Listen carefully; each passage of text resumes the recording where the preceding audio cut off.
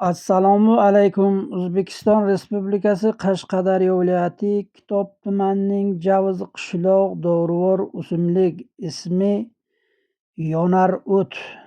Ba'zi bir joyda gaz o't ham deb ataladi. Rus tilida yasenets deyiladi. May oyining oxirida gullaydi. Qir va adirlarda joylashgan bo'lib, balandligi 60-70 sm.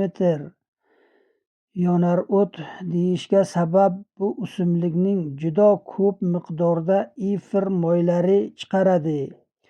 Issiq va sokin havoda atrofida to'plangan havo gugurt chaqsangiz o'ziga zarar yetmagan holda yonadi. Aslo qo'l bilan termang.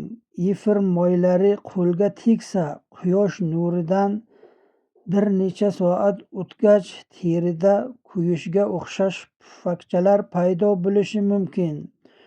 Qo'lqop bilan tersangiz bo'ladi. Yonar o't asosan ildizi shifobaxsh, ekzema va qichima zamburug' kasalliklarida, teri yallig'lanishlarga. Muhim ogohlantirish: iste'mol qilish taqiqlanadi.